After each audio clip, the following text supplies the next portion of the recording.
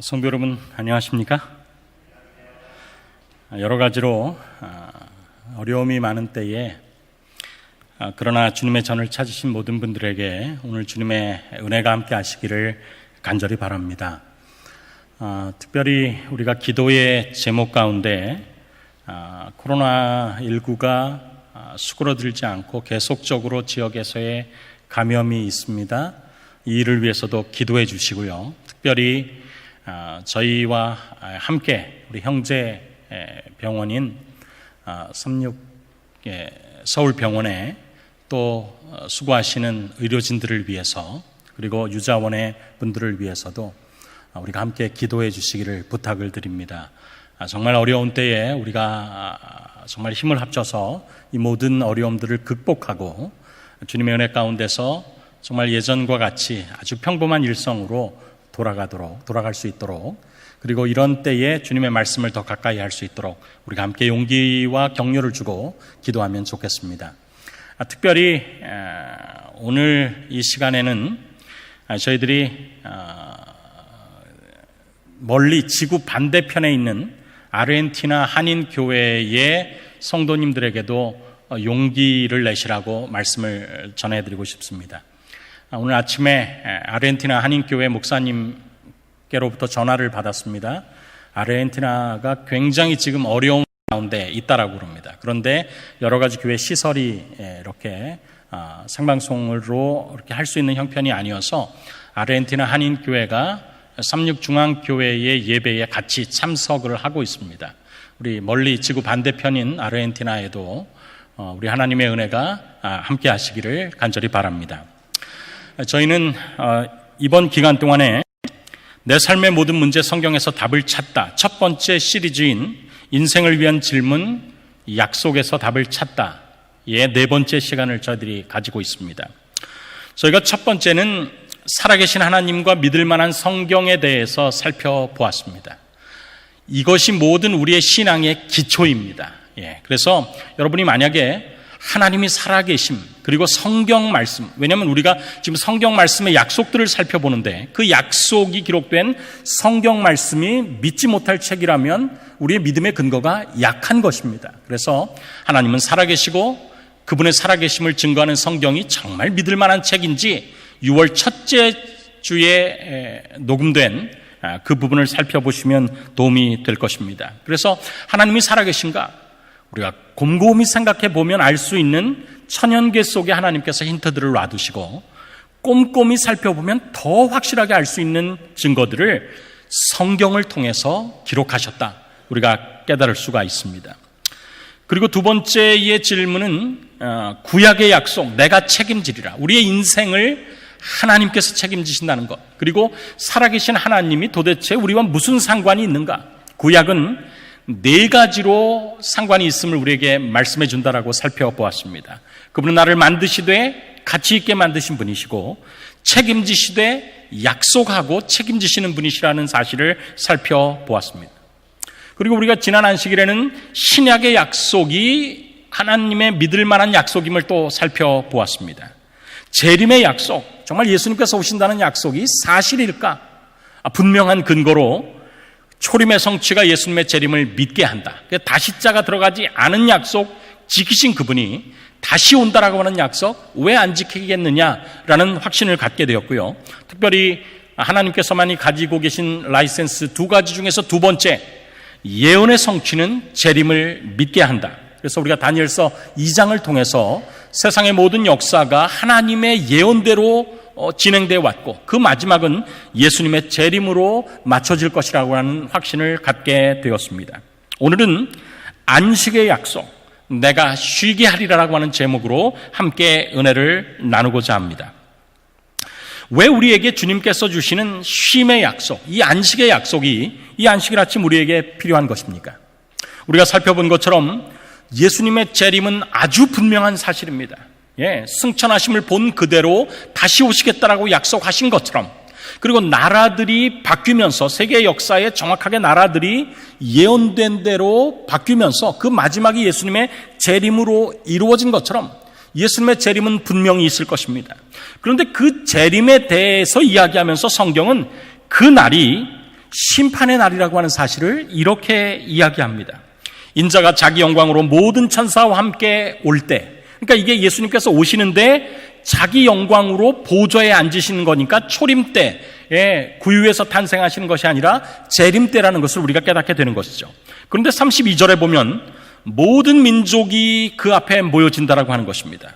그리고 예수님께서 분별을 하시는데, 다시 말해서 심판하시는데 양과 염소로 나눠지는 것처럼, 목자가 구별하는 것처럼 구원받을 사람과 영생에 들어갈 자들과 영벌에 들어갈 자를 나눈다라고 성경은 이야기하고 있습니다. 예수님의 재림 전에 심판이 있다라고 하는 분명한 사실에 대해서 이야기를 하는 것입니다. 그리고 그 심판은 우리의 나이와 상관없이 우리가 모든 사람이 기억해야 할 것입니다. 청년이여 내 어린 때를 즐거워하며 내 청년의 날을 마음에 기뻐하여 마음에 원하는 길과 내 눈에 보는 대로 쫓아 행하라. 그러나 하나님이 결국은 이 모든 일로 인하여 너를 심판하실 줄 알라. 여러분, 심판받는다라고 하는 것은 마음이 그렇게 편한 일은 아닙니다. 때로는 두려울 수도 있습니다. 그러나 심판의 때가 다가올 때 주님께서 그러나 우리에게 하나의 귀한 약속을 주시는데, 그것은 쉴 수 있는 약속. 수고하고 무거운 짐진 자들아 다 내게로 오라, 내가 너희를 쉬게 하리라라고 하는 귀한 약속을 우리에게 허락하심을 인하여 예수님께 감사하게 되기를 간절히 바랍니다. 우리가 인생을 살면서 얼마나 많은 어려움들이 있습니까? 우리 어깨에 얼마나 많은 짐들이 놓여져 있습니까? 때로는 자녀 문제로, 때로는 친구들과의 관계 문제, 또 부부와의 관계 문제, 직장, 경제적인 문제, 질병에 관한 문제, 우리의 여러 가지 문제에 우리를 위해서 돌아가신 예수님께서 우리의 짐을 대신 져주신다라고 성경에 약속하고 있는 것입니다. 그러나 우리가 정말 감사할 것은 우리가 인생의 모든 사람에게 예외 없이 가질 수밖에 없는 질문, 예수님의 재림이 가까울 때 내가 그날에 어떻게 설 수 있는가? 내 자신을 보면 부족하고 그렇기 때문에 두려워할 수밖에 없는 그 인생의 마지막 순간에, 그러나 예수님께서 우리를 위해서 내가 너희를 쉬게 하리라고 약속하신 그 약속이 이 안식일 우리 모두의 마음속에 정말 복음으로 자리 잡게 되기를 간절히 바랍니다. 여기 마태복음 24장에 우리가 살펴본 것처럼 예수님께서 재림의 징조에 대해서 말씀하셨어요. 제자들이 예수님께 와서 질문합니다. 예수님, 분명히 예수님 다시 오시겠다라고 약속하시는 재림의 징조, 세상 끝에 대해서 말씀하시는데 도대체 어떤 일들이 있을 것입니까? 예수님께서 7절을 통하여서 9개로 크게 나누어진 재림의 징조들에 대해서 말씀하시죠. 그러나 예수님께서 말씀하시는 것은 이렇게 우리를 두렵게 하는 징조들이 이루어지는 것에 마지막 징조가 있을 것을 이야기합니다. 너희는 삼가 두려워 말라. 이런 일, 우리의 마음을 두렵게 하는 징조들이 있어야 하지만 끝은 아직 아니다. 그런데 무엇이 정말 끝일 것인가? 천국 복음이 모든 민족에게 증거되기 위하여 온 땅에 전파되는 그것이 마지막 끝이라고 이야기를 하는 것입니다. 그래서 정답이 선포된 다음에 끝내신다라고 하는 것을 말씀하고 계신 것입니다. 여러분, 심판을 받는다, 시험을 본다, 정말 두렵고 힘든 일이죠. 그러나 우리가 여기서 심판이 확실하지만 기뻐해야 될 이유는 심판을 진행하실 그분이 우리에게 정답을 알려주시기를 갈망하시는 분이라고 하는 사실을 깨달으면 심판의 시험은 우리에게 두려움이 되지 않는다는 것을 기억해야 할 것입니다. 목사님, 도대체 그게 무슨 말입니까? 제가 간단하게 느낄 수 있도록 해드리겠습니다. 여러분, 이 상자 안에 다음 짐승 가운데서 어떤 짐승이 들어가 있을까요? 라고 어떤 분이 시험을 본다면 뭐가 들어가 있는지 알아맞히는 것은 보이지 않으니까 모릅니다. 그러니까 확률이 3분의 1 정도로 떨어지죠. 그런데 출제자가 어떻게든지 이 시험을 보는 사람들이 알아맞추기를 원한다면 다음과 같이 힌트를 줄 수 있습니다. 제가 여러분들이 얼마나 센스와 IQ가 있는지를 바로 한번 질문해 보겠습니다. 이 상자 안에 짐승 3마리 중에 1마리가 숨겨져 있는데 잘 생각해 보세요. 까마귀가 있고 쥐가 있고 개가 있습니다. 제가 질문합니다. 한번 찍어서 맞춰보십시오. 이 상자 안에 무슨 짐승, 뭐가 숨어 있을까요? 뭐가 있을 것 같아요? 까마귀가 있습니다. 예, 여러분 정말 눈치가 빠르십니다. 또 질문합니다. 이 상자 안에 뭐가 숨었쥐요? 뭐가 숨었을 것 같아요? 쥐가 숨어 있어요. 이 상자 안에 뭐가 숨었게요? 뭐가 숨어 있습니까? 개가 숨어 있는 것입니다. 그래서 여러분, 시험 자체는 스트레스를 받아요. 그런데 출제자가 어떻게든지 저 사람이 맞출 수 있게 힌트를 주려고 아주 그냥 마음을 단단히 먹고 있으면 어떤 시험도 두렵지 않은 것입니다. 정답을 알면 시험은 두렵지 않습니다. 여러분 생각해 보십시오. 예수님께서 우리를 위해서 십자가에 달려 돌아가셨습니다. 그것은 구원의 근거를 이루신 것입니다. 그런데 예수님의 재림은 그 구원의 근거를, 혜택을 받는 것을 나눠주는 것입니다. 그러면 나눠주시지 않을 뿐이면 마련하시지도 않았다는 거예요. 그래서 우리가 예수님께서 그 구원의 혜택을 우리에게 나눠주신, 심판을 한 이후에 거기에 양과 염소로 나누고 오른편에 있는 자들에게 창세로부터 복받을 자들이여 나와 너희를 위하여 예비된 날을 상속하라, 이렇게 복을 우리에게 허락하실 때는 어떻게든지 그 출제자가 우리가 맞출 수 있도록 우리에게 목숨을 버리신 그분이 뭐 정답을 못 맞추도록 하실 리가 절대로 없다는 것입니다. 여러분이 오늘 예배를 끝나고 나가시면서 떡과 두유를 받으실 것입니다. 떡과 두유를 안 나눠줄 거면 마련하지도 않았단 말이에요. 그래서 교회에서 떡과 두유를 마련했으면 반드시 나아갈 때 모든 분들에게 나눠준다라고 하는 사실을 믿게 되기를 바랍니다. 그래서 마태복음 24장에 천국 복음이 모든 민족에게 증거되기 위하여 온 세상에 전파되리니 그제야 끝이 온다라고 하는 이야기는 복음을 모든 사람에게 다 알려주고 아주 이 기별을 알려준 다음에야 세상이 끝난다라고 하는 것을 우리가 알게 되는 것이죠. 그렇다면 이 천국 복음이 도대체 무엇입니까? 땅끝까지 전파돼야 끝이 오겠다라고 하는 이 천국 복음이 도대체 무엇일까요? 이 말씀을 마태복음 24장 14절에 하신 이후에 성경 여러 책이 지나면서 그게 도대체 무엇인지 모르는 것처럼 지나가는 것 같습니다. 그러다가 우리는 성경의 제일 마지막 책인 요한계시록 14장에서 그 말씀이 도대체 어떤 의미인지를 우리에게 힌트를 발견하기를 원하시는 예수님의 힌트의 사인을 발견하게 되는 것입니다. 여기 보면 계시록 14장 6절, 또 보니 다른 천사가 공중에 날아가는데 땅에 거하는 자들, 잘 들어보십시오. 여러 나라와 족속과 방언과 백성에게 전파되어야 할 만한 영원한 복음을 가졌다라고 이야기하는 것입니다. 마태복음 24장에 기록된 천국 복음이 영원한 복음의 나라와 족속과 방언과 백성에게 전할 영원한 복음이라는 그 복음을 통하여서 우리에게 드러나게 되는 것이죠. 그런데 그 영원한 복음은 우리에게 어떻게 이야기하느냐면 다음과 같이 하나님을 두려워하며 그에게 영광을 돌려라. 이는 그의 심판하실 시간이 이르렀다. 하늘과 땅과 바다와 물들의 근원을 만드신 이를 경배하라. 이렇게 제시되고 있습니다. 그런데 여러분, 이 복음을 잠깐 이렇게 한번 저희들이 분석을 해보면요. 복음의 내용은 무엇이냐면 하나님을 두려워하며 영광을 돌리라는 것입니다. 이유는 무엇이냐? 이유는 그분의 심판하실 시간. 여기서 우리가 번쩍 정신이 나는 것입니다. 예수님의 재림이 분명한데 그 재림의 때는 심판의 때고 심판을 기억하라고 했는데 심판의 시간이 이르렀기 때문에 하나님을 두려워하며 그에게 영광을 돌리라라고 성경이 이야기하는 것입니다. 그렇기 때문에 복음인 것이죠. 그런데 정말 재밌는 것은 그렇기 때문에 어떻게 하라는 것인가? 여기 방법이 기록되어 있는데 방법이 굉장히 재밌습니다. 하늘과 땅과 바다와 물들의 근원을 만드신 이를 경배하라, 이렇게 기록하는 것입니다.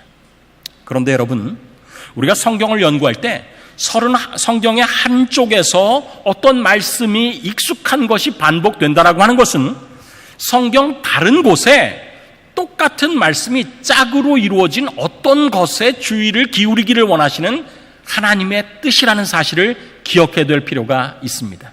이 원리는 이 복음에 대해서 연구할 때나 저희가 다음 시리즈인 예언에 대해서 연구를 할 때 같이 통용되는 거예요. 이게 도대체 무슨 말인가?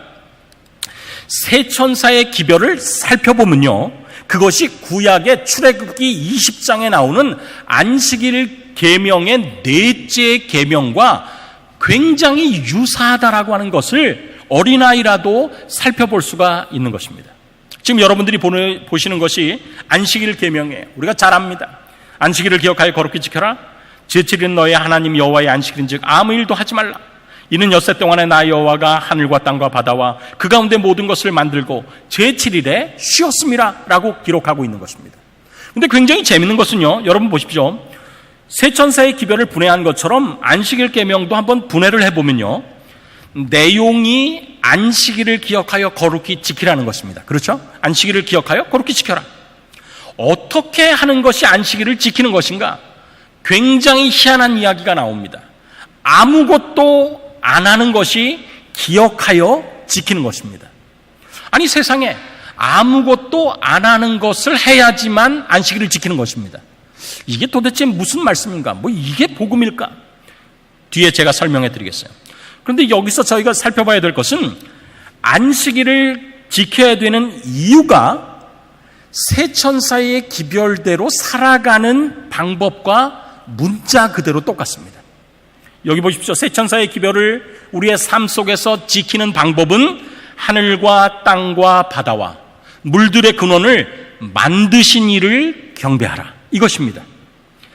안식일을 지켜야 되는 이유는 하늘과 땅과 바다와 그 가운데 모든 것을 만드셨기 때문에 지키라라고 하는 것입니다. 그러므로 눈썰미가 조금만 있는 사람이라면 세 천사의 기별, 땅끝까지 전파되어야 될 영원한 복음대로 살아가는 방법이 안식일을 지켜야 되는 이유라고 하는 사실을 깨닫게 되는 것입니다. 살펴보십시다. 이것이 정리하면 천국 복음은 영원한 복음을 통해서 발견할 수 있고, 그 영원한 복음을 지키는 방법이 안식일을 지켜야 되는 이유와 문자 그대로 같다라고 하는 것을 우리가 깨닫게 되는 것이죠. 그러면 여러분, 왜 안식일의 기별이 우리를 귀찮게 하거나 피곤하게 하는 기별이 아니라 우리의 마음이 쉼을 얻을 수 있는 정말 복음인가? 이것에 대한 확신이 우리의 마음속에 있어야 되는 것입니다.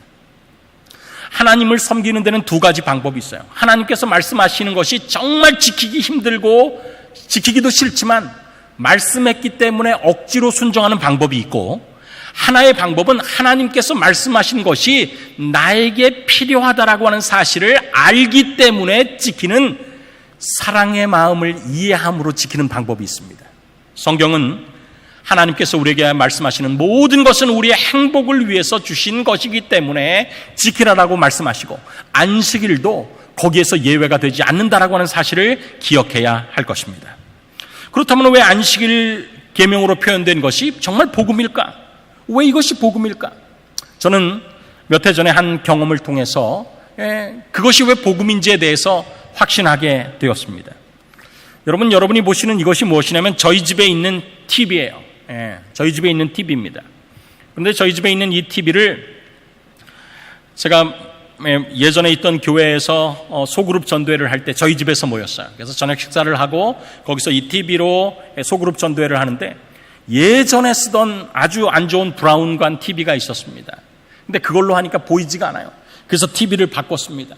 진열되어 있던 어떤 TV를 가지고 왔어요. 그러니까 진열되어 있었기 때문에 좀 가격이 싸게 해서 가져왔습니다. 그런데 생생하던 우리 집의 이 TV가 1년 정도 지나게 되었을 때에 그 TV를 켜면 이렇게 검은색 먹구름 같은 게 끼어 있는 것입니다. 그래서 저는 하늘에 먹구름이 끼어 있구나 이렇게 생각을 했어요. 그런데 보면 이게 하늘이 배경일 때도 먹구름이 끼어 있고 사람 얼굴일 때도 먹구름이 끼어 있고 계속 먹구름이 끼어 있는 것입니다. 고장난 것입니다. 제가 고민을 했어요. 고장 났다는 사실을 깨달으니까 그전에는 거들떠 보지도 않았던 다음의 것이 중요하다라고 하는 사실을 깨달은 것입니다. 고장난 물건의 애프터 서비스를 위한 품질 보증서가 중요하다라고 하는 사실을 깨달았어요. 그리고 제가 자세히 읽어보았습니다. 그랬더니 거기 뭐라고 돼 있냐면, 고객께서 제품 사용 중에 고장 발생 시 구입일로부터 1년 동안 무상으로 서비스를 받을 수 있는 소중한 권리가 당신께 있습니다. 이것입니다. 그래서 제가 보니까 얼마나 기쁩니까? 그렇죠? 그래서 이게 무상으로 받을 수 있대요. 그래서 제가 전화를 했어요. 그랬더니 그 AS를 담당하시는 분이 언제까지 제가 가겠다. 그래서 온 것입니다. 근데 그분이 오는 동안에 제가 이게 도대체 만들어진 지 얼마나 됐나 궁금해가지고 이 TV의 뒤쪽을 살펴봐서 제조 원어리를 살폈습니다. 근데 정말 안타까운 일이 발생했어요. 이게 1년 안에 고장났으면 무상술인데 글쎄 이게 1년 1개월이 된 것입니다.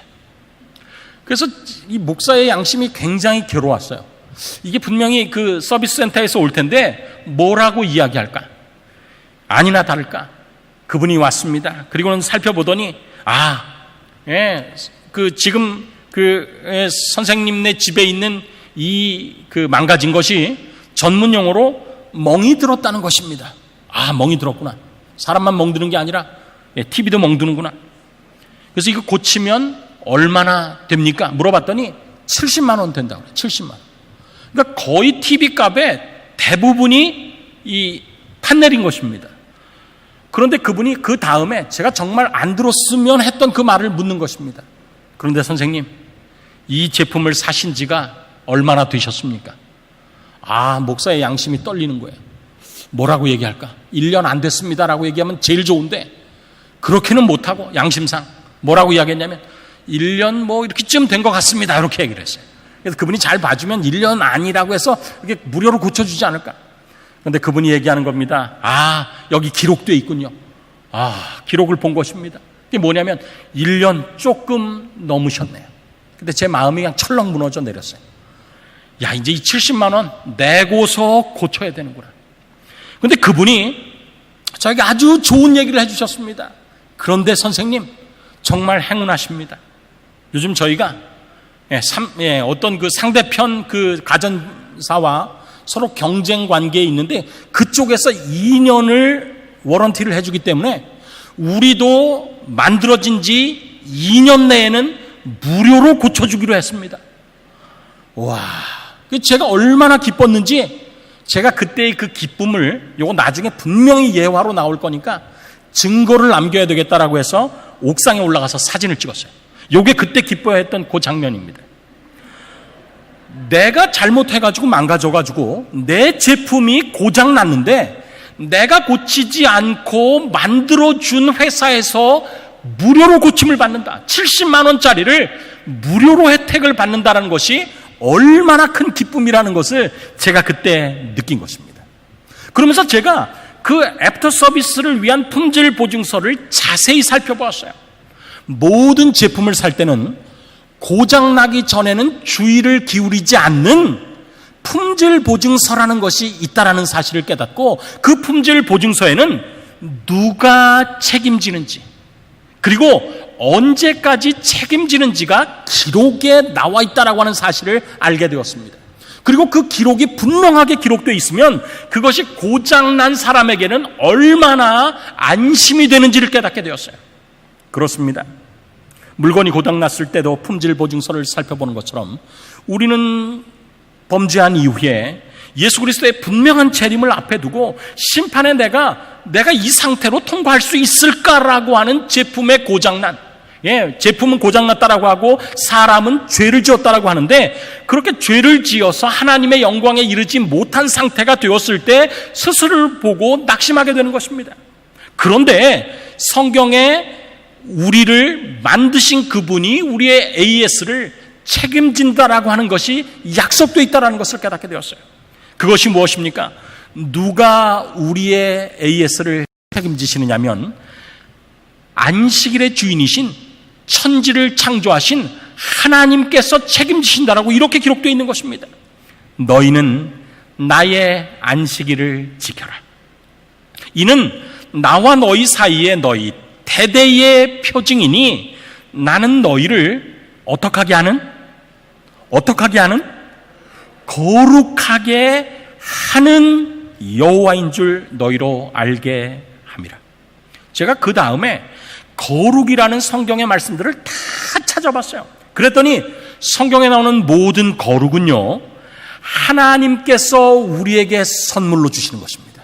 그분께서 고쳐주시는 것으로 나오지 우리 자신이 이룰 수 있다라고 되어 있지 않아요.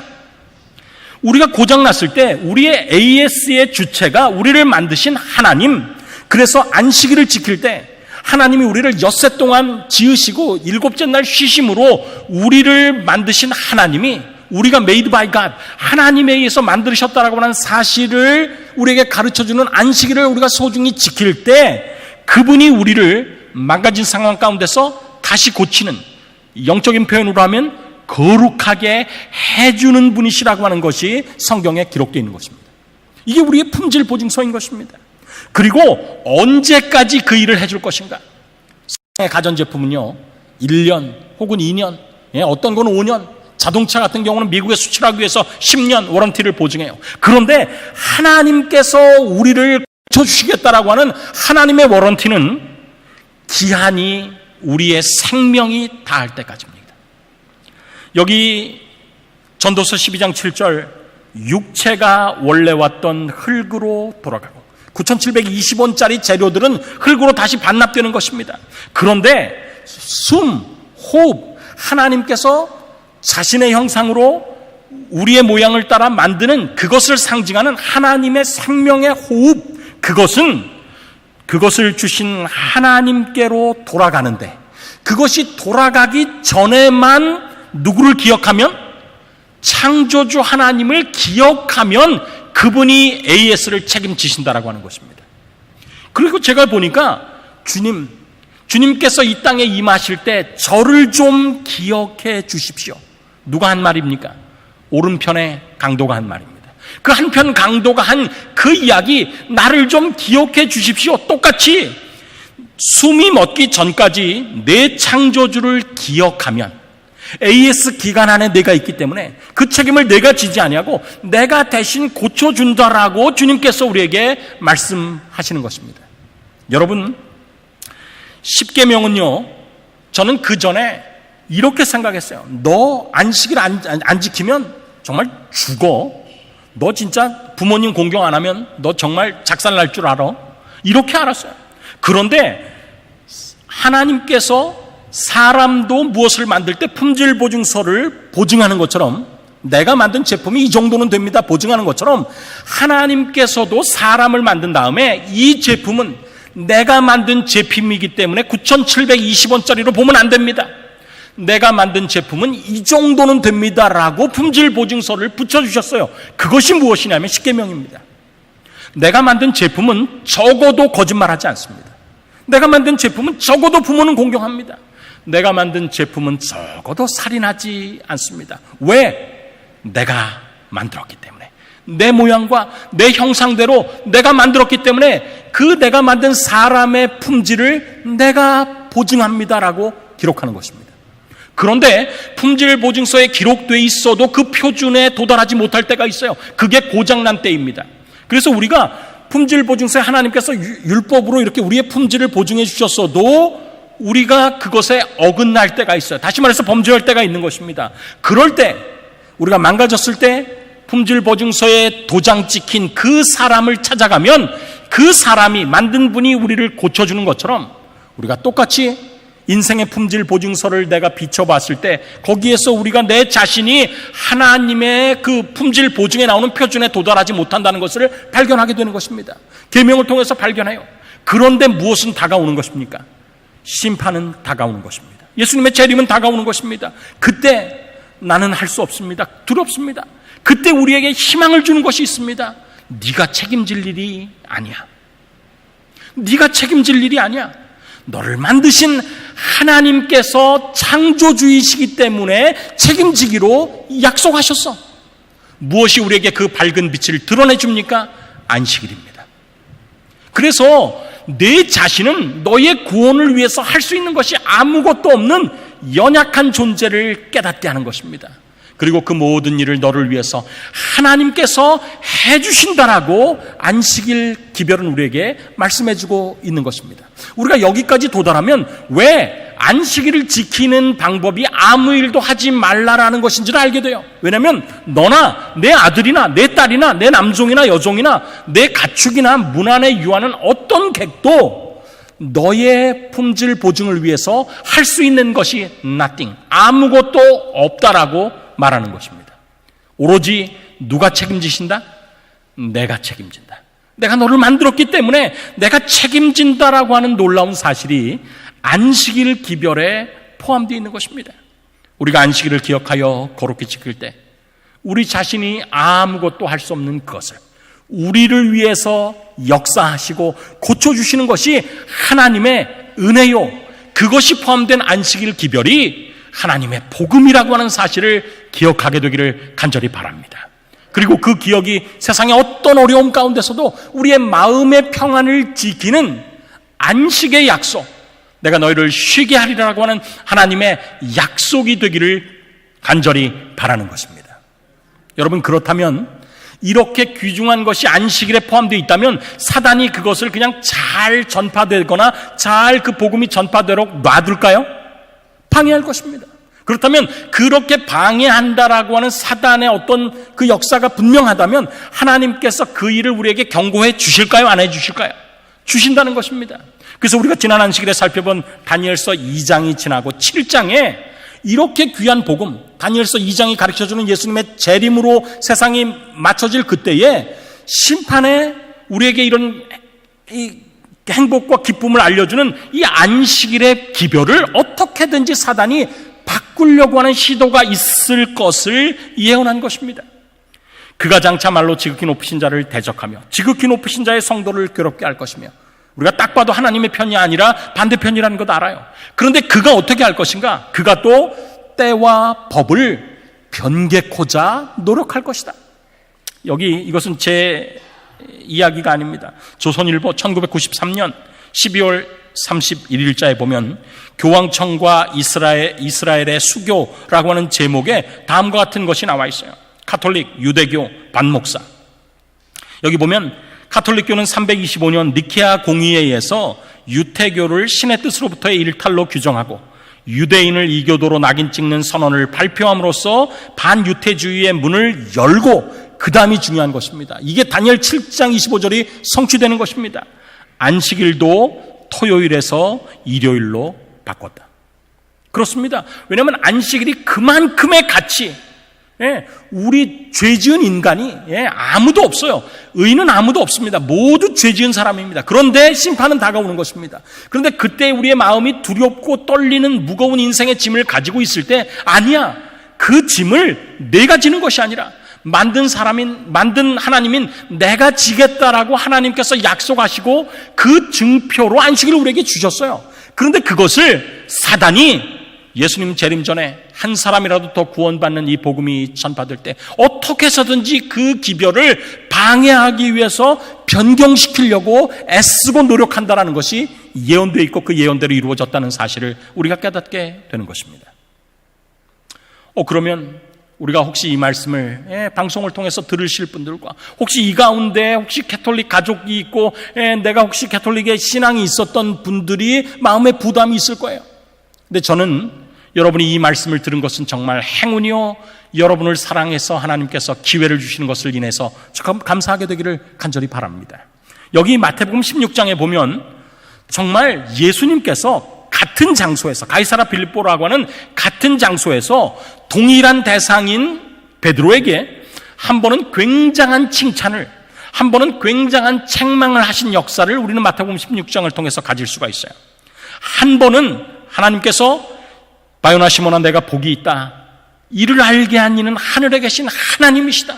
넌 정말 복을 받을 사람이야. 이렇게 칭찬한 다음에 그 다음에 6절 지나서 베드로에게 똑같이 예수님께서 말씀하실 때 6절이 지난 이후에는 사단아 내 뒤로 물러가라 이렇게 기록하셨어요.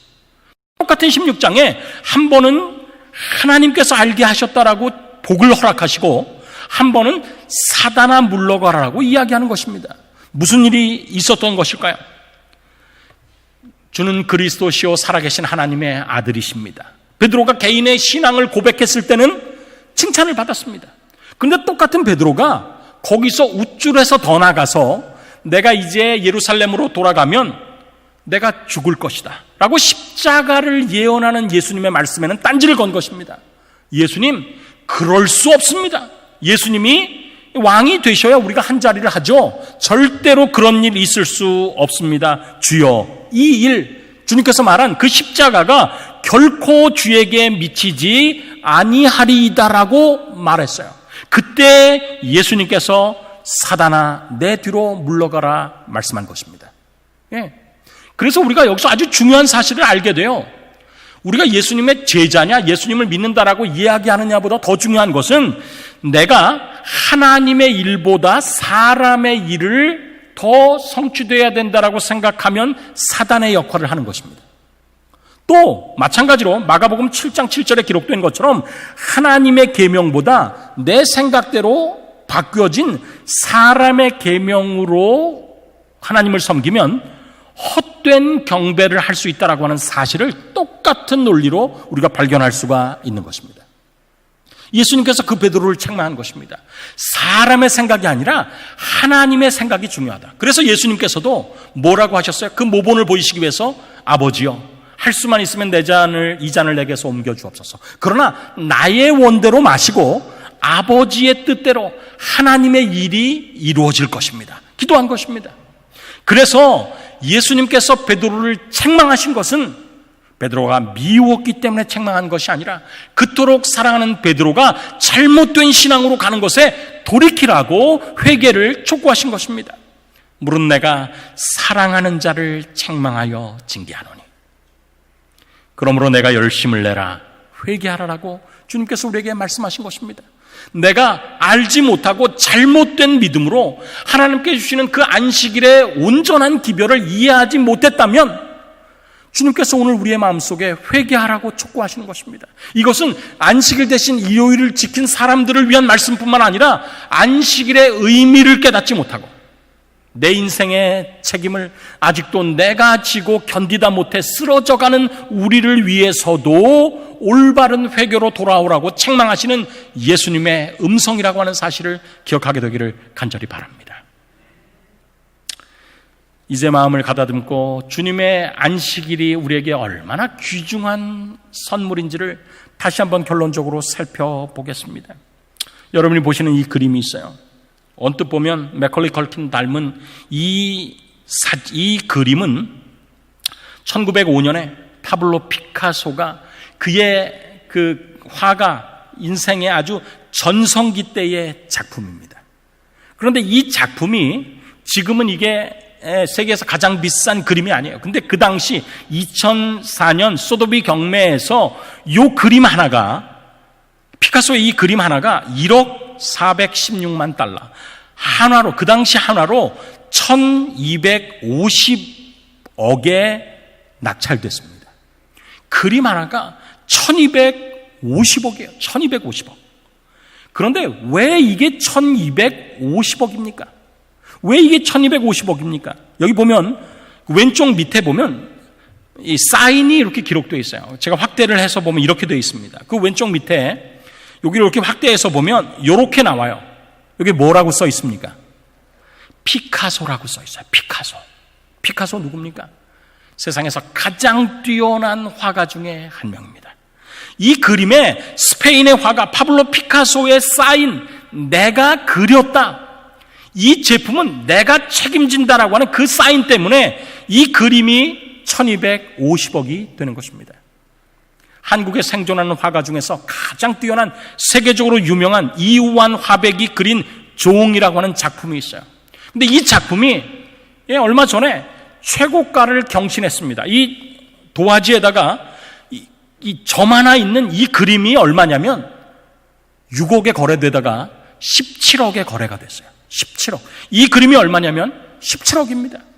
왜 다른 그림이 아니라, 이런 그림은 나도 그릴 수 있을 것 같은데 왜 내가 그린 그림은 흰 도화지를 망친 것이고 이분이 그린 그림은 이게 17억짜리입니까?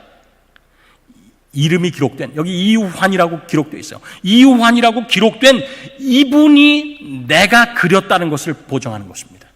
그분의 인고와 그분의 생각과, 그래서 이분의 작품하는 것을 보면요, 그 큰 이 캔버스에 붓을 들고 가서 생각합니다. 내가 이것을 한 군데만 점을 찍는 것입니다. 그런데 그 한 군데가 어디가 될지를 고민해요. 그 고민하는 기간이 한 달 정도 된다고 합니다. 그리고는 한 달이 지나면 자신의 생각을 가지고 온 정성을 다하여 거기를 찍습니다. 그리고 땡기고 떼는 것입니다. 그러면 이게 얼마짜리입니까? 이게 17억이 되는 것입니다. 언뜻 보면 흰 도화지에 낙서하고 망친 것처럼 생각될 수 있어요. 그러나 이우환이라고 하는 사인이 있으면, 내가 책임진다라고 하는 사인이 있으면 17억짜리가 되는 것입니다. 우리 인생을 살펴보고 이 코로나 시대에 우리를 살펴보면 우리가 정말 아무것도 아닌 것 같습니다. 마음대로 어디를 가지도 못하고 정말 병약하게 병에 걸릴 것 같아서 누구를 마음대로 만나지도 못해요. 그 다음에 직장도 어렵습니다. 가족관계도 힘들고 공부하기도 어려워요. 정말 사방으로 에워싸임을 당하는 때에 우리 자신을 보면 어쩌면 우리의 가치가 9,720원짜리처럼 존재의 이 만족감이 낮아지고 없어지고 떨어질 수도 있습니다. 그래서 어쩌면 우리의 인생이 흰 도화지에 그저 낙서처럼 망가졌다라고 생각될 수도 있는 것입니다. 그러나 여러분, 그때에 여러분, 우리가 다른 것 다 잊어버려도 반드시 지켜야 될 것이 이 도화지에서는 이름인 것처럼 우리의 인생의 도화지에서 우리를 책임지시겠다라고 약속하시는 하나님의 이름이 기록된 안식일의 그 귀한 계명이 가진 진리를 결단코 놓지 않게 되기를 간절히 바랍니다. 바로 그것이야말로 우리의 인생의 어떤 인생의 궁극적인 문제든지 결국 우리를 해결해 주시는, 우리에게 쉼을 주시기를 원하시는 하나님의 선물이라고 하는 사실을 기억하게 되기를 간절히 바랍니다. 수고하고 무거운 짐진 자들아, 다 내게로 오라. 내가 너희를 쉬게 하리라. 우리는 하나님이 살아계신 것 깨달았습니다. 그분께서 우리와 어떤 관계이신 것도 깨달았어요. 우리를 위해서 돌아가신 그분이 우리를 위해서 다시 오실 것이라는 사실도 깨달았습니다. 막연한 두려움 가운데 우리의 마음이 인생의 짐으로 어려워해서 낭망하고 쓰러져 있다면 오늘의 기별이 희망과 용기가 되기를 바랍니다. 내 인생의 문제를 내가 책임지다가 견디다 못해 쓰러지는 것이 아니라 나의 인생의 문제를 내 대신 십자가에 달려 돌아가신 예수 그리스도께서 책임주시겠다라고 하시는 이 귀한 복음의 약속이, 이 안식일, 그 약속을 지키고 복음으로 믿기 때문에 이 자리에 참석한, 그리고 방송으로 이 말씀을 경청하는 주님의 백성들 위해 함께 하시기를 간절히 바라면서 말씀을 마치겠습니다.